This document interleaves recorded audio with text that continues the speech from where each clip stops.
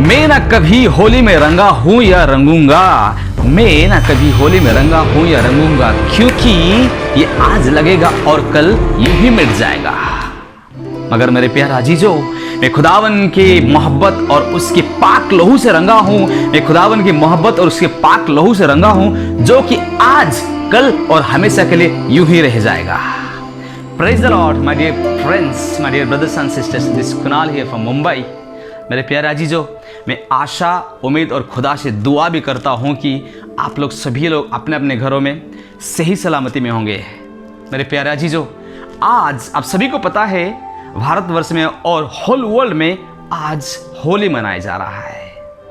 मेरे प्यारे अजीजों, आज जैसे अपने भारत के संविधान है उसके दायरे में रहकर सब लोग अपने अपने मुल्क के सब लोग अपने अपने धर्म ग्रंथ के हिसाब से अपने हिसाब से उनका जो हक है वो एंजॉयमेंट कर रहे हैं। जैसे आप सभी को पता है, India is a land of unity in diversity, अनेकता में एकता है। इसके लिए आज भारत महानता में भरा हुआ है। मेरे प्यारे अजीजों, आज देखिए हर एक मजहब, हर एक जितने भी धर्म ग्रंथ के हिसाब से अपने अपने हिसाब से सभी लोग अपना काम काज कर रहे, अपना रेस्पॉन्सिबिलिटी निभा रहे। मैं आपको क्यों बता रहा हूँ, क्योंकि मुझे बहुत सारे यूथ कॉल करते हैं, ब्रदर क्या हमको क्रिश्चियन होने के नाते होली मनाना चाहिए कि नहीं है। मेरे प्यारे अजीजों, मैं अगर आपको उदाहरण के तौर से बताऊं, आज आप देखिए ब्राह्मण समाज के जितने भी भाई बहन हैं, उन लोग अपने धर्म ग्रंथ के हिसाब से, अपना रीति रिवाज के हिसाब से उन लोग अपना ये रेस्पॉन्सिबिलिटी पूरा कर रहे हैं। जैसे अगर उन लोग को धर्म ग्रंथ के हिसाब से मांस नहीं खाना होता, they will not eat non veg. अगर आप देखेंगे जैनिज्म में उन लोग को नॉन वेज नहीं खाना होता, प्योर वेज खाना होता, तो उन लोग धर्म ग्रंथ के हिसाब से उन लोग पालन करते और उसको बाखूबी निभाते उन लोग। ये कितनी बड़ी दुर्दशा है, कितनी बड़ी विडंबना है। अपने क्रिश्चियन समाज में हम लोग भी समाज में रहते हैं, उन लोग भी समाज में रहते हैं, मगर उन लोग धर्म ग्रंथ के हिसाब से उन लोग पालन करते, मगर when it comes about us, हम लोग पूछते क्या हम लोग तो काम करते हैं, हम लोग समाज में रहते हैं, उन लोग के हिसाब से ही करना पड़ेगा।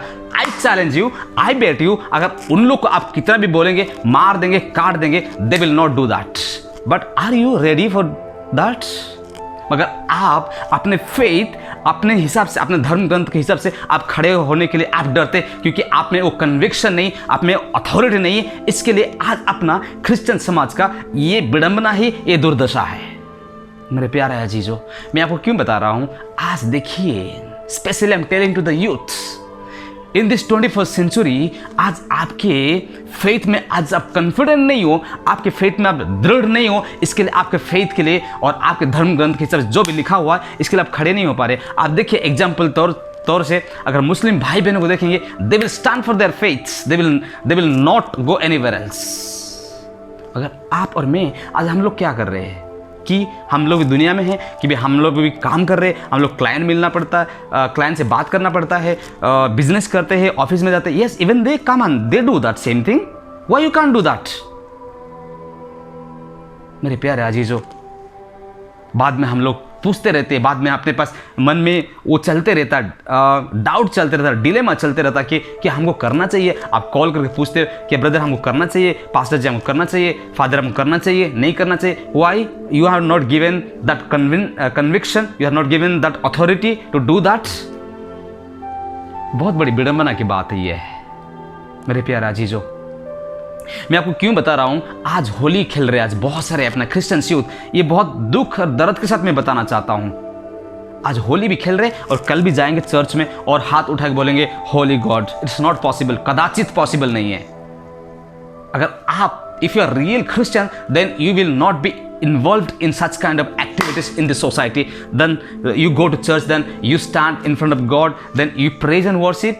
Oh my dear brothers and sisters, are you kidding? Are you serious about it? मेरे प्यारे अजीजों, आज बहुत सारे क्रिश्चियन यूथ का विडंबना है, ये दुर्दशा है। आज क्या कर रहे हैं उन लोग, उनको खुद को पता नहीं है।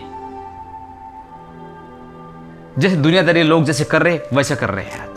आज देखिए, आज के दिन में आज पबिंग में आज पूरा यूथ भरे होंगे अपना क्रिश्चियंस।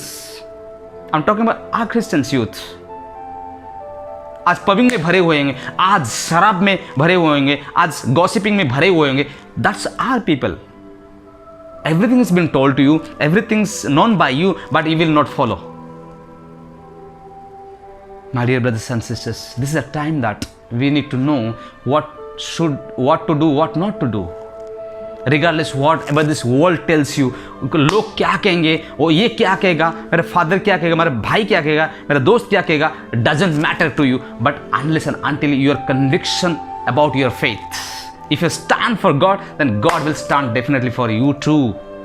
मेरे प्यारे अजीजों, आज बहुत सारे यूथ्स, आज बहुत सारे अपना लोगों को पता नहीं कि इसका अर्थ क्या है, इसका संदर्भ क्या है। आइए मैं आपको बताता हूँ कि होली का मतलब क्या होता है, इसका संदर्भ क्या है, क्या हमको पालन करना चाहिए, क्या हमको रीति रिवाज में शामिल होनी चाहिए और नहीं होनी चाहिए। लेट्स सी कि होली का मतलब क्या होता है। Specially I am telling to the youth, before doing please check it out, क्या ये सही है गलत है, करने से पहले आपको चेक करना पड़ेगा। मैं आज आपको बार बार क्यों आपको बता रहा हूँ कि आज बहुत सारे लोग इस चीज़ों में लिप्त है, इसके लिए परमेश्वर से बहुत दूर चले गए हम लोग। आइए मैं आपको बताना चाहता हूँ कि ये होली का मतलब क्या है, इसका संदर्भ क्या है। होली जो वर्ड है होलिका के नाम से आया हुआ था।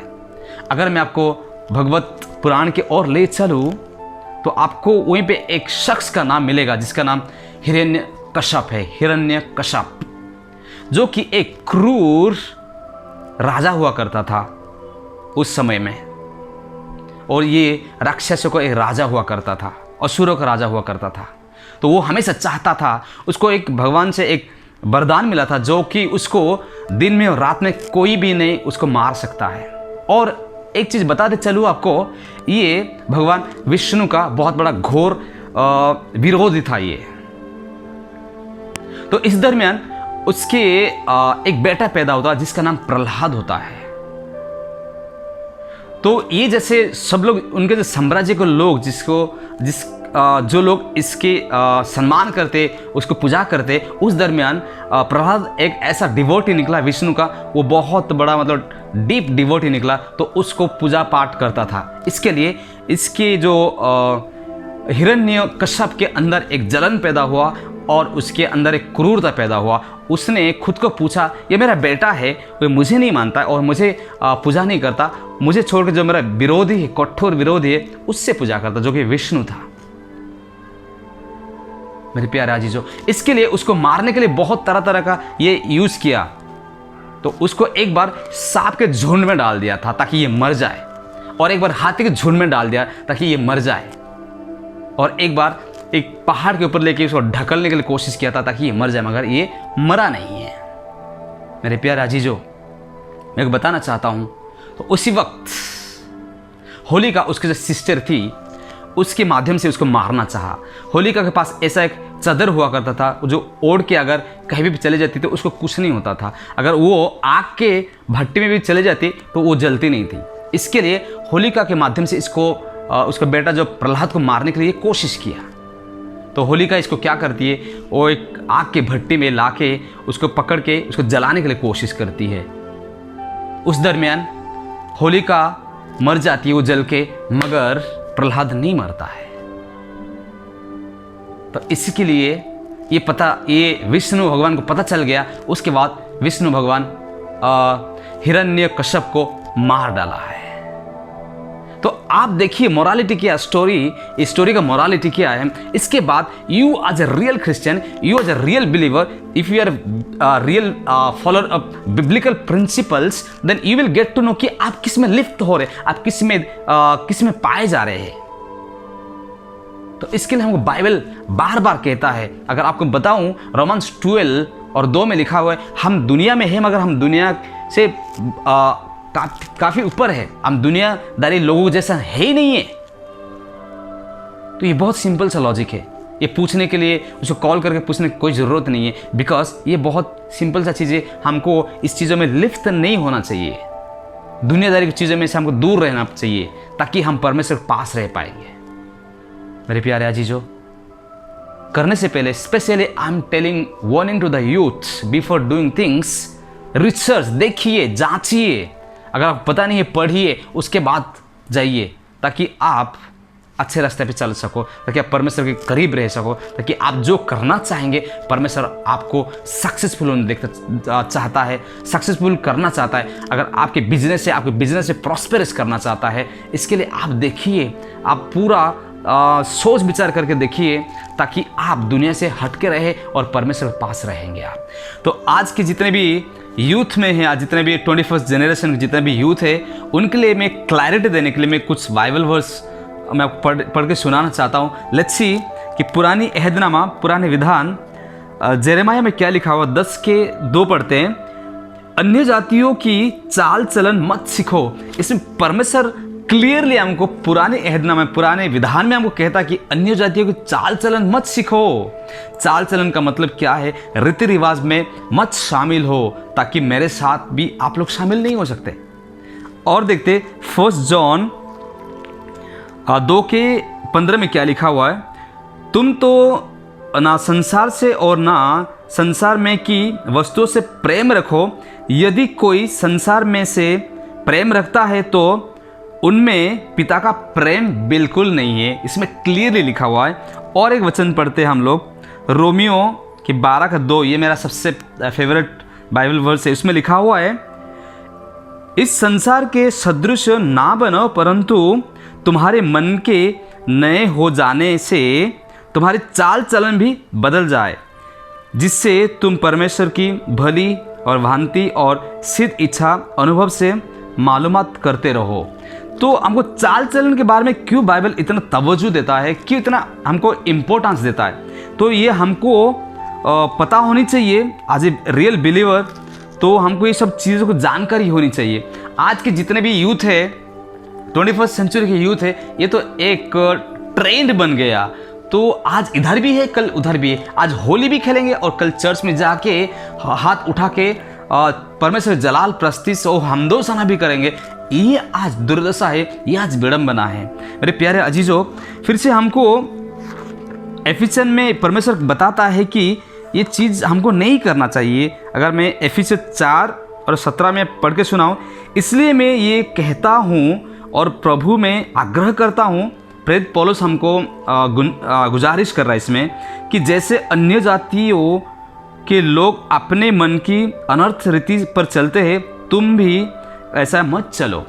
परमेश्वर आपको क्लियरली पौलुस के माध्यम से हमको बताना चाहता है, जताना चाहता है कि हम उन लोग के रीति रिवाज पर हमको चलना नहीं चाहिए। मेरे प्यारे अजीजों, मैं आपको बताना चाहता हूँ कि ऐसे बाइबल में बहुत सारे वर्स है जो बाइबल हमको इजाज़त देता है कि दुनियादारी में हमको रहना नहीं चाहिए। तो ये आपको, ये जो शैतानिक चीज़ है, आपको वो चीज़ में ढकलना चाहता है। मगर आपको कैसे आप इस चीज़ में से बच सकते, तो आपको परमेश्वर के साथ जुड़े रहना पड़ेगा, परमेश्वर के साथ खड़े रहना पड़ेगा, परमेश्वर तक आपको अड़े रहना पड़ेगा। तभी ही आप इस सारी चीज़ों में से आप बाहर निकाल सकते हैं। तो दुनिया ऐसा ही है, जाहिल दुनिया में इस सब चीज़ों में से आपको बाहर निकाल के आने के लिए बहुत मुश्किल हो जाएगा। मेरे प्यारे चीज़ों, अगर मैं आपको मेरा पर्सनल कुछ एक्सपीरियंस को शेयर करना चाहता हूँ, तो मैं मेरे जीवन में ऐसा चीज़ में देखा हूँ। ये चीज़ों से बाहर आने के लिए एक ही आप में उपाय है कि आपको परमेश्वर के वचन के साथ जुड़े रहना पड़ेगा। तभी आप ये सब चीज़ों में बैलेंस कर पाएंगे। नहीं तो आपके पास ये नामुमकिन है, बिल्कुल पॉसिबल नहीं है। बिकॉज ये दुनिया में ऐसा चीज़ है, स्पेशल हम इंडिया में ऐसा त्यौहार है, भर भर के त्यौहार है। तो हमको शामिल होने के लिए आपको ऑफिस में रहना पड़ता है, आप काम करना पड़ता है, बिजनेस में रहना पड़ता है, तरह तरह के लोगों से आपसे मिलना पड़ेगा। तो इसके लिए आप परमेश्वर से जुड़े रहेंगे, तभी आपको परमेश्वर मार्गदर्शन करेगा, ताकि आप लोग उसमें से उभर के आ पाएंगे और परमेश्वर के साथ जुड़े रह पाएंगे। मेरे प्यारे अजीजों, आज बहुत सारे लोग ये चीज़ में डूबे हुए हैं। आप बहुत सारे लोग इस चीज़ में कन्फ्यूजन में पड़े हुए, मगर मैं आप बाइबल के तरफ से आज जितने पढ़ के सुनाया, इससे भी अब बहुत सारे बाइबल वर्स है, आपको पढ़ना पड़ेगा। देखो, पढ़ो, जब तक आप पढ़ेंगे नहीं तब तक आपको कुछ पता नहीं चलेगा। तो मैं आज आपको एक चीज़ बताना चाहता हूँ कि आज परमेश्वर के साथ जुड़ना चाहते हो, परमेश्वर के साथ रहना चाहते हो, तो हम लोग दुनिया में हैं मगर हम दुनिया के नहीं हैं। तो कलाम मुक़द्दस क्लियरली आपको बताता है, कलाम मुक़द्दस आपको क्लियरली बताता है कि हम लोग दुनिया में हैं मगर हम दुनिया जैसे हम लोग नहीं रह सकते। Because we are not the citizen of this earth, we are citizen of the heaven. इसके लिए आपको गौर से सोचना पड़ेगा। Take it very seriously, specially I am telling to the youth. आप जो भी दुनियादारी में पड़े हुए, फंसे हुए, गिरे हुए, आज आपके पास मौका है। परमेश्वर आपको मौका देना चाहता है। आप उठिए, परमेश्वर के पास आइए। परमेश्वर आपको जीवन ऐसा हमेशा आपको रखना नहीं चाहता है। आपको सक्सेस देना चाहता है। आपके लाइफ में आप जो करना चाहते हैं वो देना चाहता है। मगर क्या आप रेडी हो? कि आप परमेश्वर के सानिध्य में आना चाहते हो? अगर आप आना चाहते हो तो आज आपके जीवन बदलने वाला है। परमेश्वर आपके जीवन में बहुत कुछ नया करने वाला, आपके जीवन में, आपके सोच में बदलाव लाने वाला है। आपके चाल चलन में बदलाव लाने वाला है। आपके धन दौलत शोहरत में बदलाव लाने वाला है। आपके स्टडी में, आपके बिजनेस में, आपके हर तरीके से जीवन में आपको उन्नति देने वाला है। मगर आपके पास एक चीज़ होना चाहिए कि परमेश्वर के साथ अड़े रहना पड़ेगा, आपको खड़े रहना पड़ेगा। आपका जीवन सेम नहीं रहेगा। आज इस माध्यम से मैं आपको बताना चाहता हूँ, from today onwards, God is going to change your life. Then you will have miracle in your daily basis. God